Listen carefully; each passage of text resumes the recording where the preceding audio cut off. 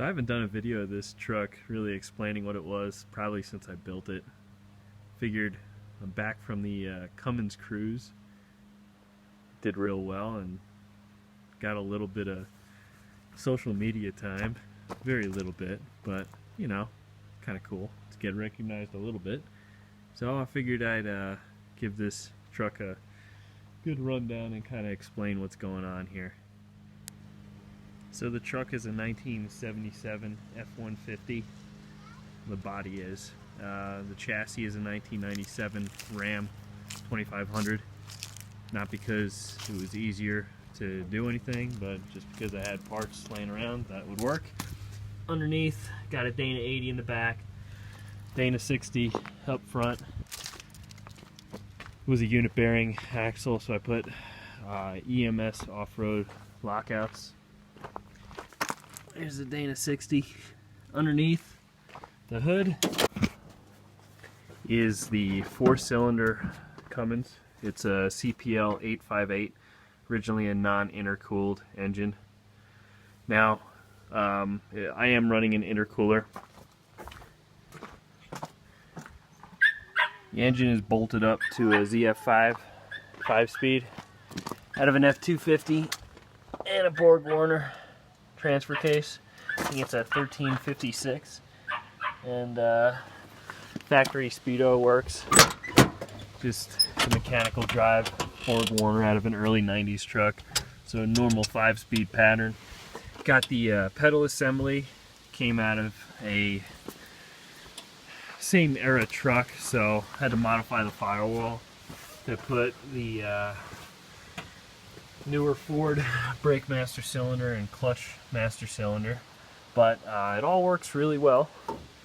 So engine, what I've done to it so far is tweaked the pump a little bit.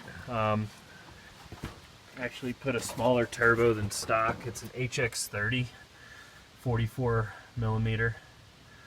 Has a 3200 RPM governor spring, and obviously the intercooler's added on. Besides that, it's really really stock. Flows more fuel. You know, I adjusted the screws, but it's got the stock fuel pin and the VE pump. It runs really good. This truck goes down the road and gets mid-20s for miles to the gallon all the time. I just filled up and got 24.5 miles to the gallon. Over the Cummins cruise, we were kind of doing a little smaller or slower speeds, so I averaged 27 miles to the gallon over one day, which was phenomenal, and normal freeway speeds and just normal driving. If I'm not trying to be nice to it, I'll get 25 easy. So under the hood, did two 1000 cold cranking amp batteries. Got the grid heater now wired up to a solenoid, so I don't do the jumper cable thing anymore, although it did work. Now I got a nice push button in the dash. So interior wise, reupholstered the seat. It's all messy right now because I got the kid stuff in here. Put a little switch panel here where the factory vent would go. They cut it out. This is a non-air conditioning truck. I'd like to put air conditioning in it one day, but we'll see. All I have is grid heater here and those auxiliary lights up front. These two aren't hooked up to anything yet, but someday soon. Tachometer. So it's a Stewart Warner gauge, and it works really well.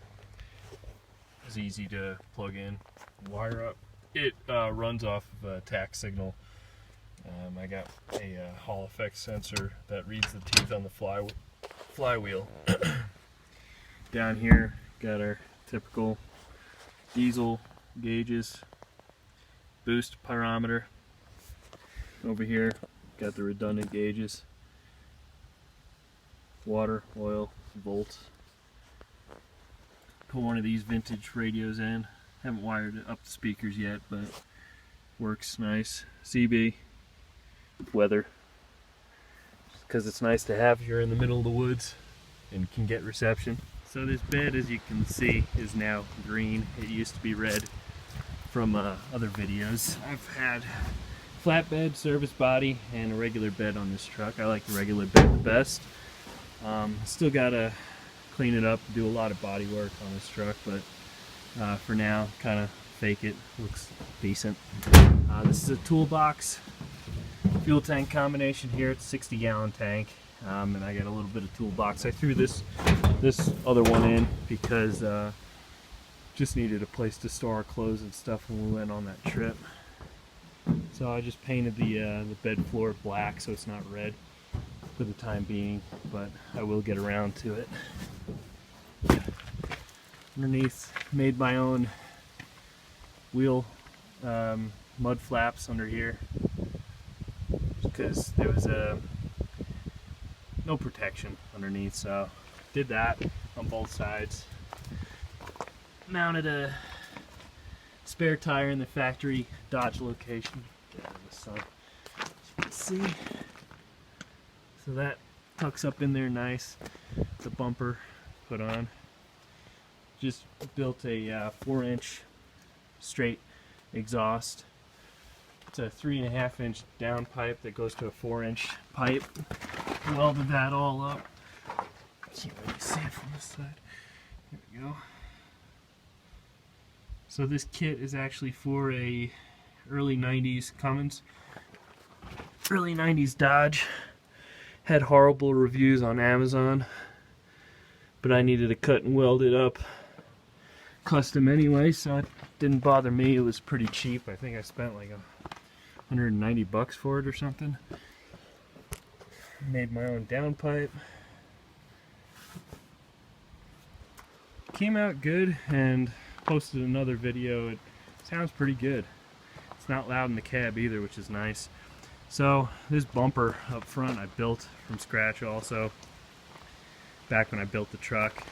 Ramsey 12,000 pound winch. It's dragged me up a mountain more than once. It's been good to me. Overall, this truck performs really well. It's not designed to haul big trailers or do anything crazy as far as hauling weight. It's basically set up to move itself around, and really any small trailer that I want to hook up to it, it'll pull. Hauled that Toyota, granted it's real light, but hauled that thing through the mountains with no problem. I estimate this thing's around 200 horsepower and around 400 foot-pounds of torque. It goes down the road real nice, and it's a fun truck to drive.